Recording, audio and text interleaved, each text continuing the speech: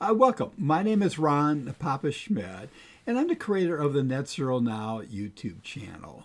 This is going to be video 4B. It's going to be part of the science overview of Earth climate systems. It's also going to be a foundational core video. And specifically in this video, I'm going to talk about topics like tipping points, feedback, and cascading feedback loops. So let's begin.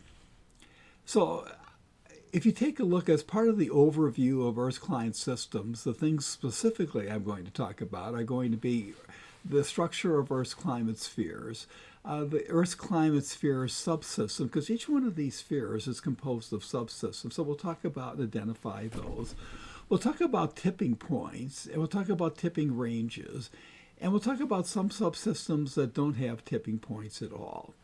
We'll talk about feedback loops and how they work in a client sense, in a climate rather environment, and then cascading feedback loops, and then we'll end up again with just sort of a recap of Earth's climate systems overall. Now you've probably heard of terms like tipping points and other kinds of things used in other subject areas. But when you talk about climate science, they have a very specific kind of meaning. And so what I wanted to do was I decided I wanted to create this video to sort of explain how they really work in the climate space. Now, if you have a climate background, you may want to just skip this video because this is going to be pretty basic material. I was originally, when I thought about doing this, I was going to include this and into the overall overview of Earth's climate systems, but the video just got way too long, so I decided to break it up into subsections. In the first section, 4A, I talked about how Earth is not the center of the universe, and in this section I'm talking specifically about sort of the fundamentals of how tipping points and cascading feedback loops, etc., work in the climate science space. And then in the next video, video 4C, that's where I'm going to do the overview of Earth's climate systems and how all these things sort of fit together. So let's begin. Here is the Earth's 5 basic interactive spheres. There's the atmosphere, which is air, the hydrosphere, which is water, the cryosphere, which is ice, the lithosphere, which is sort of the mantle of the Earth and below the Earth's surface, and the biospheres where living things live on the surface of the Earth and in the oceans. Now, each one of these spheres is composed of what I call subsystems. To give you an example, within the atmosphere subsystems, we have clouds. And then clouds help generate atmospheric rivers, thunderstorms, tornadoes, cyclones, monsoons, etc. We also have a jet stream. So we have those kinds of things that exist within the atmosphere. Within the biosphere, we have things like the Amazon and tropical rainforest, the boreal forest. We have dry lands, we have lakes, we have warm water, coral reefs. In the cryosphere, we would have things like Greenland ice sheet, the Antarctic ice sheet, sea ice, glaciers, permafrost, etc. So they give you a sense of what we're talking about when we talk about subsystems within these spheres. So let's get to this concept of a tipping point. So what is a tipping point in the climate world? Well, if you take a look at the sort of illustration on the right-hand side of the screen here, you see this hill. And so what happens is that you have, there's an event. Typically it could be increasing temperatures or other kinds of things. If you take a look at that ball, it starts at the bottom, sort of pushes it up this hill. It's sort of like going up the stairs of a slide, okay? And then once you get to the top of the slide, you go a little bit far enough, and all of a sudden you go down to the bottom.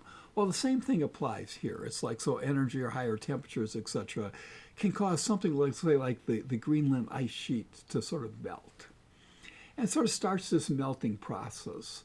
And then once it gets to a certain point, enough feedback loops start getting created, and I'll talk about that in a second, that it will automatically then move to another state. In this case, it would lose its ice sheet over a long period of time.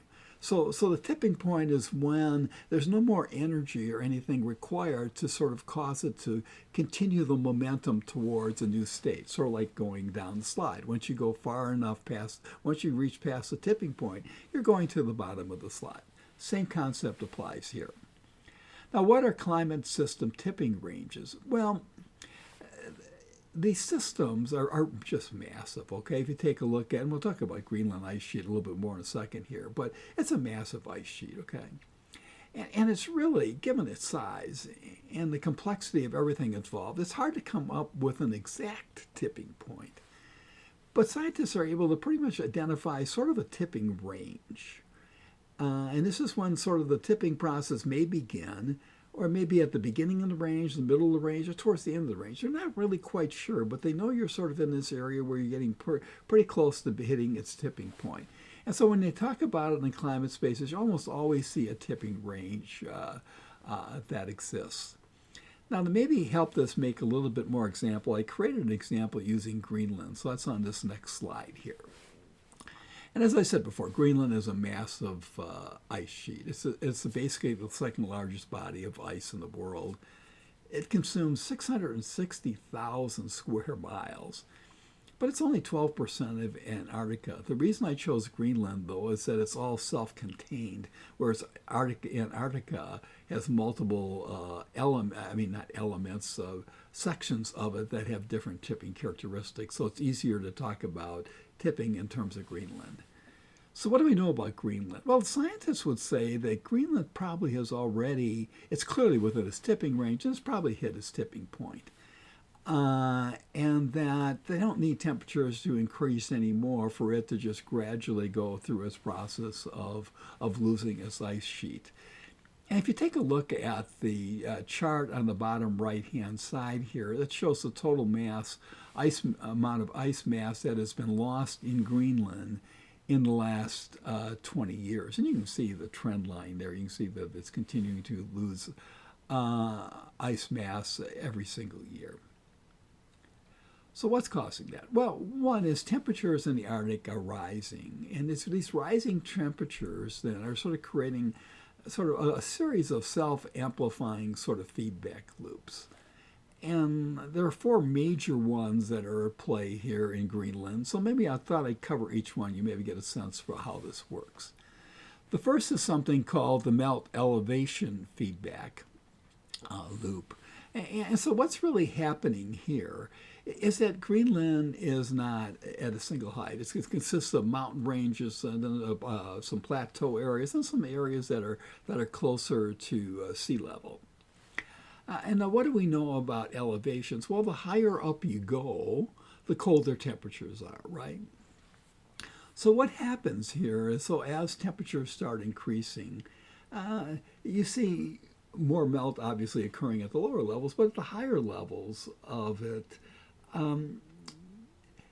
you have sort of a little bit of a melting that occurs once year. And then what happens, and that occurs during the summertime, in wintertime you get snowpack, the additional snow that comes on and builds it back up again. Well, if the melting that occurs in one year is not built up with additional snow, enough snow to get it back to its original level, it then starts the next year at a slightly lower level elevation. Well, what do we know about that? We know that temperatures decrease the higher you go. That means you're starting the next year's melt cycle at a slightly higher temperature. And so as a result of that, you see even more melting. Now, you may have some snowfall that comes back to cover that up, but you're starting again the following year at an even lower elevation. So, and that just further accelerates the melting process. The other thing that occurs is you have these melt albedo feedback kinds of things. And we talked about that in some of the other sections, but basically the concept here is that the snow is white. And so when the sun hits the white surface, it sort of reflects it back into the atmosphere. But as it starts melting, the surface gets darker. Water forms on the surface. You can see on the graph on the left-hand side there, you can see a little bit of surface water. That's darker. What happens then? It absorbs more heat. What happens as it absorbs more heat?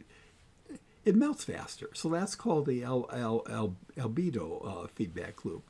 And then you can have marine cliff and ice sheet instability. So some of the Greenland ice is over the ocean, another is close right next to the ocean. And what happens is the ocean water gets warmer, some of it starts acting underneath the ice and can cause some of that instability and cause the ice sheet to fall into the ocean. That's accelerating the warming process. And then the last thing is what they call the glacier isostatic adjustment feedback. And this is where you have these surface lakes that start forming on the Greenland surface, as we talked about in terms of the albedo effect. But they also start then creating cracks in the ice, and then the water starts going down into these cracks, and or moorlands, and then what happens is that they eventually cause the ice to the sheet to sort of break off, and so that sort of further accelerates the feedback loop. So let's give you another example of a feedback loop, and this would be permafrost. So you see, if you look at this chart, you can see in the upper, not in the upper, in the sort of the middle of the left-hand side, you see CO2 or greenhouse gases are increasing, right? What happens with that? Well, it causes warming. Then at the increasing temperatures, what does that do? That causes the more ice and snow to melt. What does that do? That exposes more, it creates more surface with less albedo effect, and so it basically absorbs more heat, which increases warming, and that sort of causes the circle cycle to just sort of accelerate. So that's one of the feedback loops. The other one is sort of a thawing feedback loop. So if we start again, we'll go to the top where you see the red temperatures are increasing, right? So as the snow and ice are sort of melting, some of that's occurring in permafrost areas. This is where we have permanent frost levels that may be 1, 2, 3 feet below the ground, below the surface of the earth, in those particular areas. Well, what happens as temperatures start increasing, the snow melts, the permafrost area starts melting, and it goes, and so the permanent thermofrost area is then lower. So what does that do? It exposes then some of this previously frozen organic matter, and it starts decaying, and it releases methane or CO2 gas or carbon dioxide or other greenhouse gases. Well, what happens when that occurs? Well, that in turn increases the CO2 level, which causes more warming, which causes temperatures to rise further, etc. And that's just another one of these accelerating feedback loops. So I hope you get the concept of feedback loops. Now let's talk about cascading feedback loops. So we go back to the permafrost example we just talked about, and you can see the arrow, and it points over to the boreal forest permafrost feedback loop. Well, it turns out that the boreal forest, a lot of the boreal forest is, the growth occurs on top of permafrost. So what happens when some of that permafrost melts? As the permafrost melts, the water table that then sits on top of it in the summertime goes lower. What does that do? Well, the ridge system was created over time to work at a higher level, so it gets a little bit less water. So the trees start drying out a little bit. The other thing that happens is you get higher temperatures in those areas, and invasive species come in. All of this sort of leads to less trees are not quite as healthy as they used to be before. And what does that do? So when we have a forest fire, they become maybe much larger. What do forest fires do? They release greenhouse gases into the atmosphere because we had all this stored carbon in these trees, etc. So that in turn accelerates the amount of greenhouse gases in the environment. And then the other thing that happens is that these forest fires generate ash. Well, some of that ash sort of, since it's in the Arctic area, lands on Greenland. What does that do to Greenland? It darkens the surface of Greenland. What does that mean? It means less albedo effect, so it starts melting faster. Then the other thing that happens is that as this ice melts, it reduces the salinity of the water around Greenland. It turns out that salinity is denser than water, and the highly salty water is one of the things that drives the speed of this massive ocean current called the AMOC that we'll talk about in another section. So it starts slowing down, and that further increases temperatures. So maybe that gives you a sense of what's happening in one place impacts another place, because all of these spheres and subsystems are, to a great extent, are interconnected. Then one other scientific concept I want to just point out here briefly is that there are some subsystems that have no tipping points at all. And you see here by the graph on the left-hand side that temperatures are increasing. And if you take a look at the one on the right-hand side, you can see the amount of moisture in the atmosphere is going up with the temperature increase. And I think studies have suggested that for every 1 degrees Fahrenheit increase in global temperatures that we see a 4% increase in the amount of moisture within the atmosphere. So what does that mean? Well, the more moisture you have, that means you have more and bigger clouds. When you have more and bigger clouds, that leads to more thunderstorms, atmospheric rivers, tornadoes, and hurricanes, etc.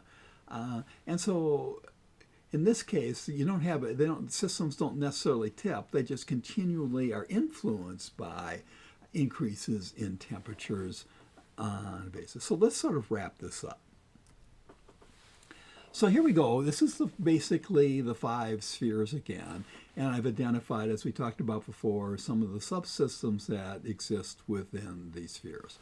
So what I tried to do here is talk about concepts like feedback loops and cascading feedback loops, etc., so you can understand those concepts. Because in the next video 4C, where we talk about, give an overview of Earth's climate systems and how they work, we will identify the tipping ranges for each one of these systems if they have a tipping range. And that will hopefully give you an understanding for the interactions that occur within Earth climate systems and why I am so concerned about the impact of climate change. But anyway, this video has been longer than I really wanted it to be anyway, so let's really maybe end it here. And hopefully, if you don't have a science background, this will help you get the basic concepts so you can understand what we're talking about in the next sections. And thank you for your time, and I hope you'll join us for another video.